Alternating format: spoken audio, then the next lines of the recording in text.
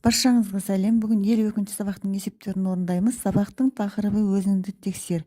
Бұл сабақта біз өзіміздің жетістіктерімізді тексереміз. Біріншісі білу. Біз үлес пен бөлшектің не екенін білеміз. Бөлшекті оқып жазаламыз. Өйткені оның барлығын алдыңғы өткен сабақтарда өткенбіз, үйренгенбіз. Дөңгелектердің боялған бөлігін көрсететін бөлшекті жаз. Дөңгелектердің боялған бөлігі, біз дөңгелектерді сызып алдық дәптерге. Мына жерде 4-ке бөлініп 3 бөлігі боялған. Бұл 4-тен 3 бөлігі боялған. Яғни бөлігіні нешке бөлінген болса, оның бөліміне жазамыз, ал қаншасы боялғанын оны алымына жазамыз. Боялған бөлігі болғандықтан. Демек 4-тен 3 бөлігі боялған. Кейінгісі 5-ке бөлініп 2 бөлігі боялған. Демек, бұл 5-тен 2 бөлігі боялған. Одан кейінгісі 6-ға бөлініп 2 бөлігі боялған. Бұл 6-дан 2 бөлігі боялған. Кейінгісі 9 бөлікке боялған. 9-дың 3 бөлігі боялыпты. Демек, бұл 9-дан 3 бөлігі боялған. Ал одан кейінгісі 10-ға бөлінген 6 бөлігі боялған. Демек, 10-нан 6 бөлігі боялған. Кейінгісі 11-ге боялып, 11-ге бөлініп 8 бөлігі боялған. Бұл 11-ден 8 бөлігі боялған. Екіншісі түсіну. Бөлшек бүтіннің бір немесе бірнеше бөлігі екенін біз білеміз. Демек, фигуралардың суретін дәптерге сал. Олардың бөліктерін берілген жазуға сәйкес боя. Бірінші фигурамыз 6 бөлікке бөлінген, ал астына 6-дан 2 деп жазылыпты. Демек, бұның біз 2 бөлігін бояуымыз керек. Ал кейінгісі 9-дан 5 бөлік деген, демек, фигура 9-ға бөлінген, соның 5 бөлігін бояймыз. Үшіншісі 3 бөлікке бөлінген, оның 1 бөлігін бояуымыз керек. Өйткені 3-тен 1 бөлігін бояймыз. Дәптерге дәл осы көріністе бояп қоямыз. Біріншісінің 2 бөлігін бояймыз. 6-тан 2 бөлігі боялған болды. Кейінгісінің 5 бөлігін бояймыз. Ол 9-дан 5 бөлігі боялды. Ал соңғысының 3-тен 1 екен, 1 бөлігін бояп, осылай сызып қоямыз. Үшіншісі қолдану. Біз санның бөлігі және бөлігі бойынша санды таба аламыз. Есепте А. 90-ның 10-нан 1 бөлігі нешеге тең екендігін, 40-тың 4-тен 1 бөлігі нешеге тең екен. 8 бұл санының 6-дан 1 бөлігі деген. Демек, бұл жерде бос ұяшықты толтыруымыз керек. Әсінде санның кубын көбейтіндімен алмастыр. 90-ның 10-нан 1 бөлігін табу үшін біз 90-ды 10-ға бөліп 1-ге көбейтеміз. Бұл 9-ға тең болады. 9-ға тең болып тұр. Ал 40-тың 4-тен 1 бөлігін табу үшін 40-ты 4-ке бөліп 1-ге көбейтеміз. Бұл 10-ға тең болады. 8 бұл 8 бұл белгісіз санның 6-дан 1 бөлігі екен. Мына жерде белгісіз сан тұрған. Біз оны таптық. Яғни санды табу үшін біз берілген санды бөлшектің бөліміне көбейтіп, алымына бөлеміз. Сонда 8-ді 6-ға көбейтіп 1-ге бөлсек 48 шығады. Демек, 8 бұл 48 санның 6-тан 1 бөлігі екен. Ал 6 қайсы санның 5-тен 1 бөлігі екенін табу үшін біз 6-ны 5-ге көбейтіп 1-ге бөлеміз. Бұл 30 болады. Демек, 6 бұл 30 санның 5-тен 1 бөлігі. Әсінде біз санның кубын көбейтіндімен алмастырып жазуымыз керек. 100 қосу 2-нің кубы екен. 2-нің кубы деген сөз бұл көбейткіштердің саны 3 болу керек. 100 қосу 2 көбейту 2 жазамыз. Бұл 2-лерді көбейтетін болсақ, 2-ні 2-ге көбейтсек 4, 10-ны 2-ге көбейтсек 8. Демек, 2-нің кубы 8-ге тең екен. Енді 100-ге 8 қоссақ 108 болады. Кейінгісі 80-нен азайтамыз 3-тің кубыны. 3-тің кубын 3 көбейту 3 түрінде жазып, бұларды көбейтеміз. 3-ті 3-ке көбейтсек 9, 13-ке көбейтсек 27. Демек, 3-тің кубы 27-ге тең. 80-нен 27-ні азайтсақ 53-ке тең болады. Төртіншісі талдау. Шамалар мен санның үлесін табуға берілген есептерді талдап шығара аламыз.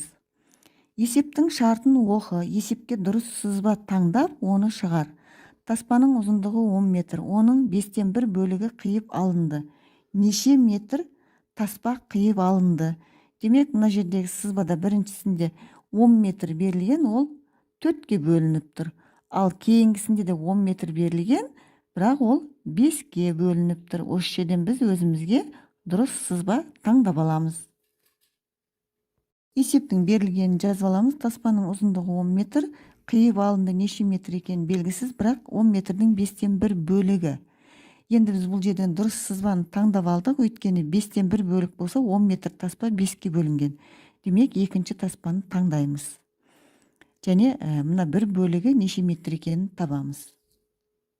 Шешуін орындаймыз. 10-ды 5-ке бөліп 1-ге көбейтеміз. Бұл 2 метр болады.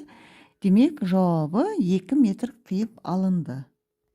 Бесіншісі, жинақтау, есептерге талдау жасап шығара аламыз. А. Мәтінге сұрақ ойластыр, есеп құрастырып, оны шығар. 3 көйлек тігу үшін 27 метр матаның 3-тен 1 бөлігі қиып алынды.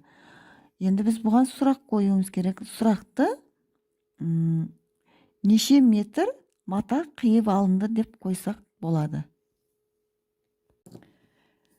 Демек, есептің берілгенін жазып алдық. 3 көйлек тігу үшін 27 метр матаның 3-тен 1 бөлігі қиып алынды. Неше метр мата қиып алынды деген сұрақ қойдық та. Қысқаша берілгенін жазып алдық. Матаның ұзындығы 27 метр. 3 көйлекке неше метр мата кетеді? Яғни ол 3-тен 1 бөлігі 27 метр матаның деп белгілеп қойдық. Енді 27 метрдің 3-тен 1-ін табу үшін 27-ні 3-ке бөліп 1-ге көбейтеміз. Бұл 9 метр болады. Демек, жауабы 3 көйлекке 9 метр мата қиып алынды. 5-ші есептің әсі, есепті санды деректермен толықтырып, оны шығар. 3 көйлек тігу үшін деген мінеді бос ұяшық тұр, метр мата қажет деген. 21 метр матадан неше көйлек тігуге болады дейді. Жоғарыдағы мәліметті пайдаланамыз. Біз 3 көйлек тігу үшін 9 метр мата қажет деп жазамыз. Есептің берілгенін жазып аламыз. Және қысқаша берілгенде жазамыз. 3 көйлекке 9 метр, 21 метрден неше көйлек шығады деп есептің шешуін орындаймыз. Ол үшін 9-ды 3-ке бөлсек 3 метр болады. Бұл 1 көйлекке кететін мата. Енді 21 метрді 3 метрге бөлеміз. Сонда 7 шығады. Бұл 7 көйлек. Демек, жауабы 21 метр матадан 7 көйлек тігуге болады. Бағалау. Шамалар арасындағы тәуелділікке берілген есептер шешуінің дұрыстығын біз тексере аламыз. Оқушы есеп шығарды. Боялған ұяшық дұрыс толтырылған ба? Тексер. Біріншісінде бір жәшіктің массасы бірдей екен. Бұл жәшіктердің саны және жалпы массасы. Демек, 5 жәшігіміз 30 килограмм екен. Бір жәшіктің массасы бірдей дейді. Ендеше бір жәшіктің массасын табу үшін біз 30-ды 5-ке бөлеміз. Бұл 6 килограмм болады. Демек, бір жәшіктің массасы 6 килограмм болса, 7 жәшігіміз неше килограмм болатынын табу үшін 6-ны 7-ге көбейтеміз. Бұл 42 килограмм болады. Демек, бірінші ұяшық дұрыс толтырылған, боялған. Енді екінші кестені көреміз. Екінші кестеде бағасы бірдей екен. Саны біреуі 6 дәптеріміз 54 теңге тұрады екен, 8 дәптеріміз 81 теңге тұрады екен құны. Демек, бағасы қанша екенін табу үшін біз 54-ті 6-ға бөлеміз. Бірінші құнын санына бөлеміз. Шыққан санды кейін қанша дәптер алатынымызды білу үшін біз құнын бағасына бөлеміз. Бірінші кестені жазамыз да, оның тексеру жолын жазып қойдық. 30-ды 5-ке бөліп, ол 6-ға тең болады. 6-ны 7-ге көбейтсек 42 килограмм. Демек, ұяшық дұрыс боялған. Енді екіншісін тексереміз. Екіншісінде 54-ті 6-ға бөліп, шыққан санға 81-ді бөлеміз. 81-ді 9-ға, 54-ті 6-ға бөлсек 9 болады, 81-ді 9-ға бөлсек 9 шығады. Демек, мына жерге 8 емес, 9 жазуымыз керек. Ұяшық дұрыс боялмаған еді, біз оны дұрыстап жазып қойдық. Осымен 52-ші сабақтың барлық есептері орындалды. Каналга тиркелип лайк басууду унутпаңыздар. Сау болуңуздар.